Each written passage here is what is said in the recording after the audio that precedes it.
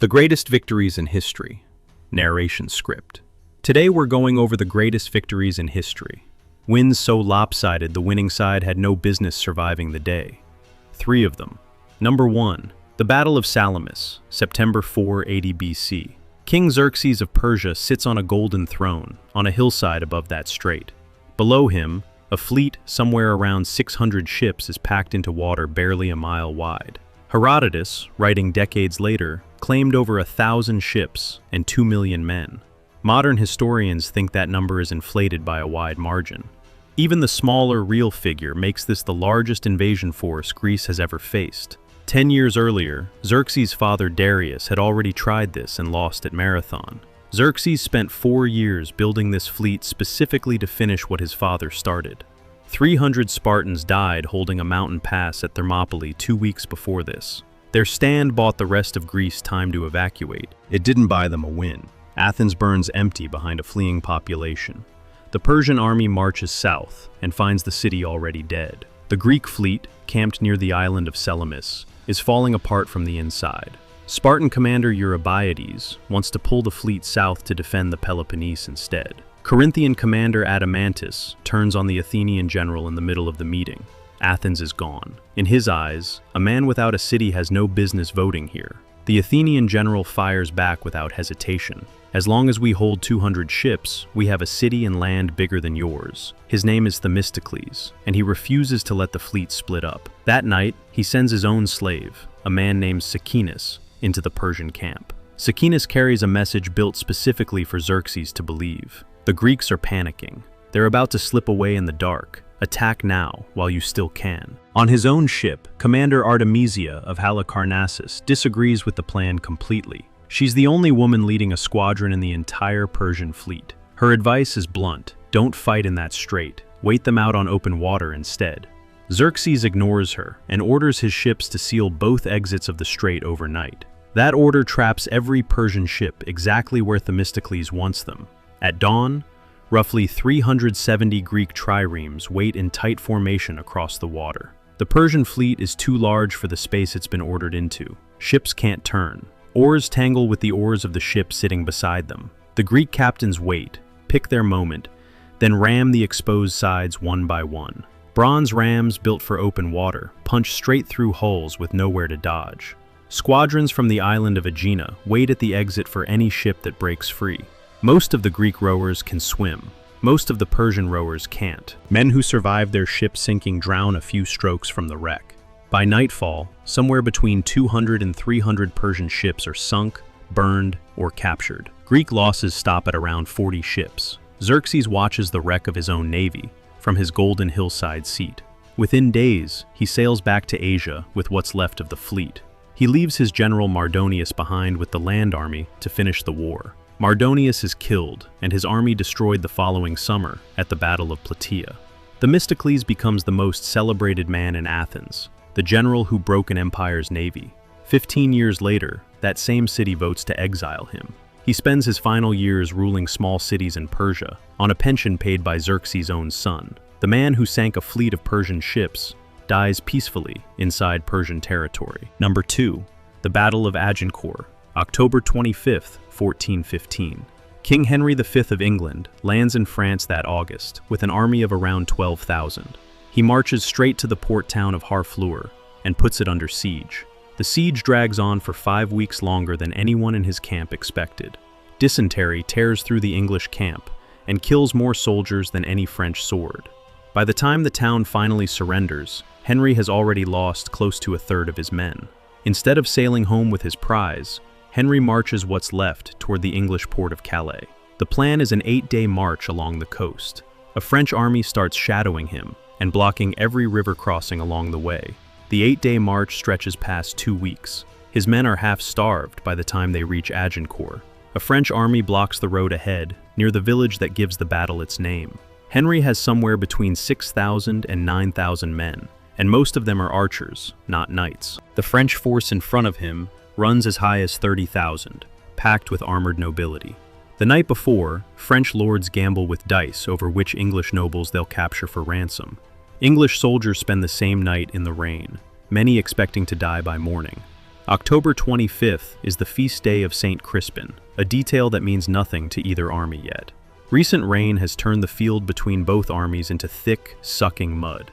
Henry's archers drive sharpened wooden stakes into the ground in front of their line. The French plan is simple: advance on foot in 3 heavy waves and win by weight of numbers. Knights in full plate armor climb down from their horses and start walking. The field between the woods is barely 1,000 yards wide at its narrowest point. It narrows further as it stretches toward the English line, shaped almost like a funnel. Thousands of armored men are about to be squeezed into that shrinking gap. Within minutes of walking, men who haven't swung a single blow are already exhausted. English archers, protected behind their stakes, open fire at close range. A trained English archer can fire 10 to 12 arrows a minute. Thousands of arrows a minute fall into a crowd that has nowhere left to spread out. Plate armor stops some of them. It does nothing against the crush of thousands of falling bodies. Men in the back keep pushing forward, not knowing the front has already collapsed into mud. Fallen knights can't get back up under their own armor once they're face down in the mud. Some die without a single wound, drowned in inches of water beneath the weight of other men. English soldiers, lighter and freer to move, wade into the crowd with hatchets and mallets. Word reaches Henry that a local French noble has raided his lightly guarded baggage camp behind the line. Fearing a fresh attack from the rear, he gives an order rarely mentioned in the legend: kill the prisoners. Hundreds of captured French nobles are executed on the spot, mid-battle. By the end of the day, French dead run somewhere between 6,000 and 10,000 men. Among them, the Constable of France, 3 dukes, and a count. English losses are counted in the low hundreds, including one of Henry's own cousins. Entire noble families in France lose every adult male in a single afternoon. Henry marches the survivors to Calais and sails home a legend 2 centuries before Shakespeare writes the speech. Number 4. The Battle of Midway, June 4, 1942. 6 months earlier, Japan crippled the U.S. Pacific Fleet in a single morning at Pearl Harbor. Since then, Japanese forces have swept across the Pacific almost unopposed. Admiral Isoroku Yamamoto wants to finish the job by luring America's remaining carriers into one decisive battle. His target is Midway, a tiny American base, barely 5 square miles wide, 1,300 miles from Hawaii. Yamamoto brings 4 fleet carriers, plus battleships, cruisers, and an invasion force totaling close to 150 ships. The United States Navy has exactly 3 carriers left in the entire Pacific. One of them, Yorktown, took 3 bomb hits at the Battle of Coral Sea, barely a month earlier. Engineers at Pearl Harbor estimate repairs will take 90 days. They finish emergency repairs in 72 hours, welding steel plates while the ship is still flooding. What Yamamoto doesn't know is that American codebreakers have already read most of his plan. A team at Pearl Harbor, led by Commander Joseph Rochefort, has cracked enough of the Japanese naval code to see an attack coming. They know the target only by its code name, AF. To confirm it, Midway's garrison sends a fake radio message, claiming its freshwater plant has broken down. Japan intercepts the message and reports back that AF is short of water. Admiral Chester Nimitz now knows exactly where, and roughly when, Yamamoto plans to strike. He positions his 3 carriers northeast of Midway, hidden, waiting for an enemy who has no idea they're there. On the morning of June 4th, Japanese carriers launch their first strike directly at Midway Island. American torpedo bomber squadrons take off to attack the Japanese carriers head-on. Torpedo Squadron 8 from the carrier Hornet flies in alone, without any fighter escort.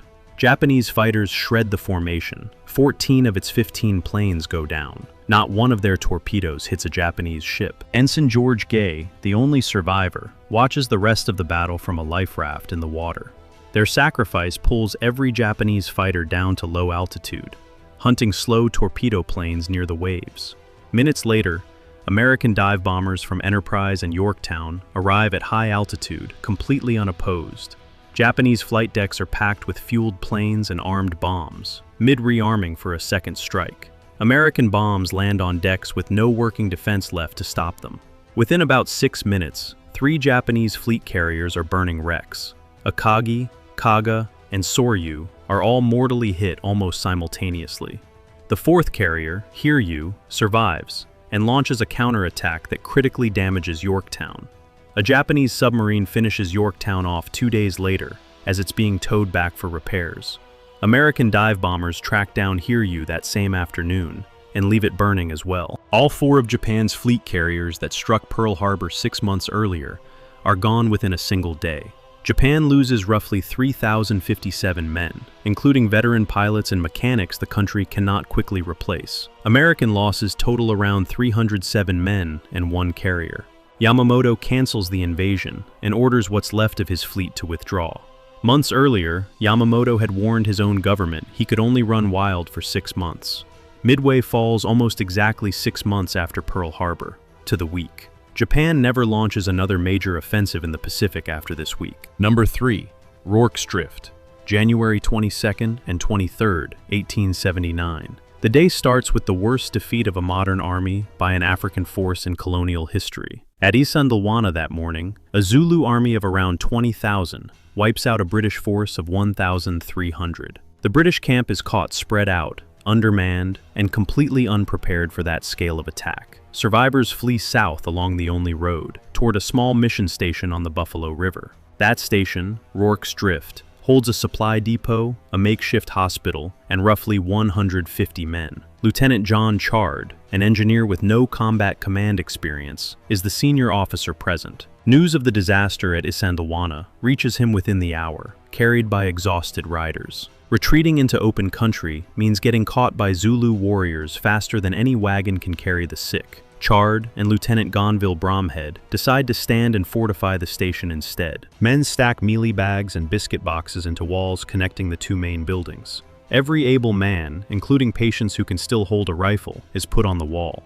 Around 4:30 in the afternoon, a Zulu force estimated between 3,000 and 4,000 warriors comes into view. They belong to the Undi Corps, the reserve regiment that missed the fighting at Isandlwana that morning. Their commander, Prince Dabulamanzi, has crossed into British territory against his own king's direct orders. He wants a victory of his own before the war moves on without him. Wave after wave hits the barricades for hours, without a single break in the fighting. The defenders fire in short, brutal volleys, and reload as fast as their hands allow. The hospital catches fire with several patients still trapped inside its rooms. Private Henry Hook and a handful of others break through the internal walls, room by room. They pull the sick and wounded out through a hole barely wide enough for 1 man at a time. Zulu warriors are inside the burning building at the same time, fighting room to room in the smoke. Defenders fall back to a final redoubt built from stacked biscuit boxes as the outer perimeter collapses. The fighting continues past midnight and doesn't stop until roughly 4 in the morning. By dawn, the Zulu force finally withdraws, exhausted and out of momentum. British and colonial dead total 17. Zulu dead are estimated between 350 and 500. 11 Victoria Crosses are awarded for this single action. It remains the most Victoria Crosses given for one battle in British military history. The timing isn't an accident. Isandlwana is already humiliating the government back home.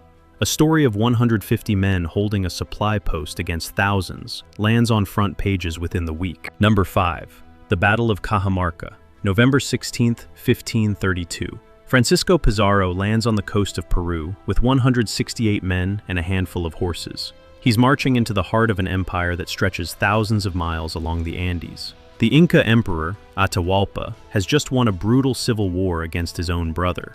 His army camped nearby numbers in the tens of thousands. Pizarro sends a message, inviting Atahualpa to a meeting in the town square of Cajamarca. Atahualpa agrees, confident that a force of 168 foreigners poses no real threat. He arrives with an escort of several thousand men, most of them unarmed for the occasion. Pizarro hides his cavalry and infantry inside buildings surrounding the empty square. A Spanish priest steps forward and demands Atahualpa accept Christianity and the authority of the Spanish crown. Atahualpa examines the book, finds nothing meaningful in it, and throws it to the ground. Pizarro treats the moment as justification and gives the signal to attack. Spanish cannon and gunfire erupt from the surrounding buildings into the packed square. Cavalry charge out on horses the Inca have never seen before in their lives.